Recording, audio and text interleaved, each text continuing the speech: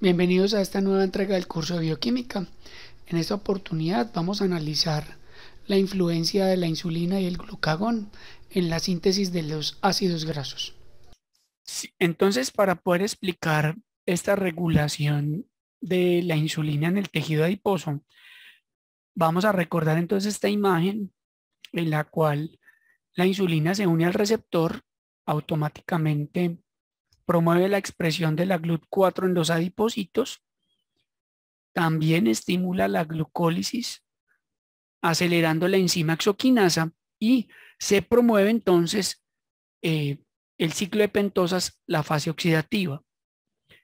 Además, pues obviamente esa glucosa se convierte en piruvato por glucólisis, es excedente, luego se hace la antesala y ese acetil-CoA, recordemos que se carboxila por la enzima acetil-CoA carboxilasa, que es la enzima que nos interesa en el proceso de síntesis de ácidos grasos. Entonces, si miramos aquí, la enzima acetil-CoA carboxilasa es activada por la insulina porque la insulina en la transducción de señal a nivel del tejido adiposo activa una fosfatasa que transforma la acetil-CoA carboxilasa de su forma inactiva a su forma activa. Entonces genera obviamente la activación. Vamos a mirar cómo. Y a su vez el excedente del malonil-CoA frenan a la lanzadera de carnitina. O sea que cuando estamos haciendo el proceso de síntesis de ácidos grasos, adicionalmente estamos frenando la beta oxidación. Entonces, tenemos ahí entonces la proteína fosfatasa, la cual cuando la insulina llega al tejido adiposo se activa y va y busca a la acetil-CoA carboxilasa que está en este momento está inactiva porque está fosforilada.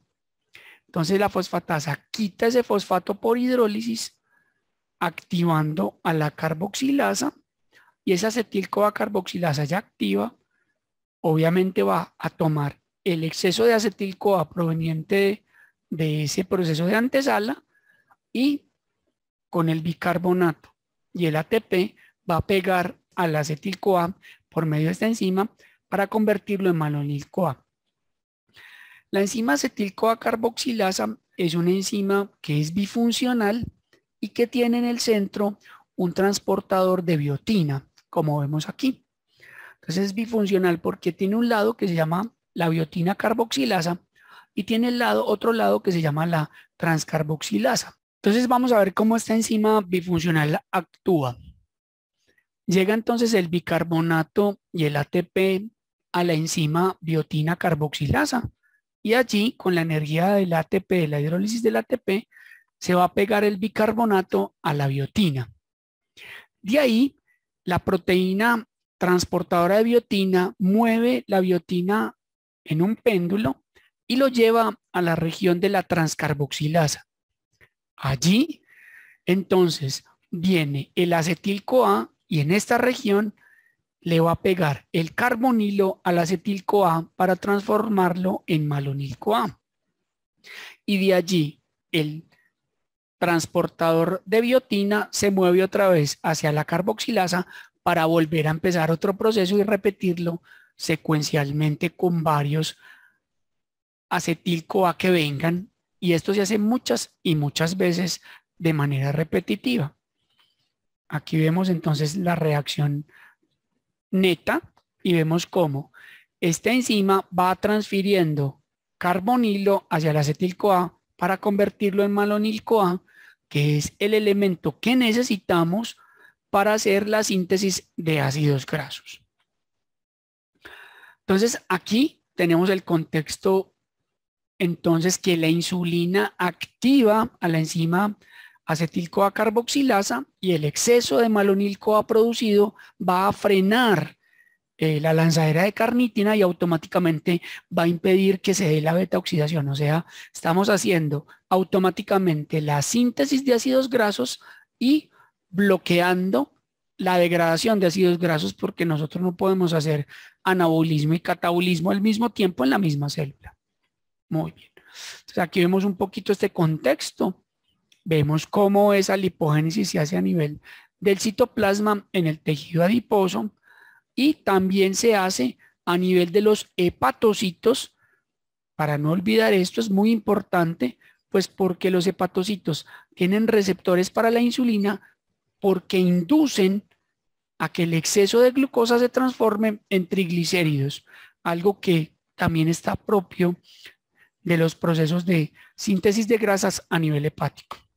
Veamos ahora el mecanismo opuesto o contrarregulador realizado por el glucagón.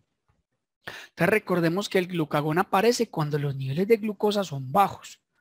Este glucagón va al tejido adiposo y por transducción de señal activa una enzima que se llama la proteína quinasa A. Dicha enzima lo que hace es ponerle un fosfato a la acetil-CoA carboxilasa y pasarla de su forma activa a su forma inactiva. Automáticamente los niveles de malonil-CoA del tejido adiposo caen y esto hace que se libere la lanzadera de carnitina y quede automáticamente activo el proceso de la beta oxidación. Entonces vemos cómo ya aquí estamos inactivando el anabolismo y activando el catabolismo como forma alterna, como hormona contrarreguladora. Vamos a mirar aquí el mecanismo. Entonces tenemos esa acetil-CoA carboxilasa está activa en este momento y como ya cayeron aparece el glucagón y la proteína quinasa A queda activa en el tejido adiposo y con el ATP fosforila esa enzima y la vuelve inactiva. Otros mecanismos reguladores, también hay un mecanismo muy clásico y es que el exceso del palmitato, que recuerden que es uno de los productos finales de la enzima ácido graso sintasa, y el estearato también, va e inhibe a la acetil-CoA carboxilasa como un mecanismo de feedback negativo. Ese es un mecanismo por el excedente del producto. Obviamente, pues lo frena un poco como para que no se sature la enzima ácido graso sintasa.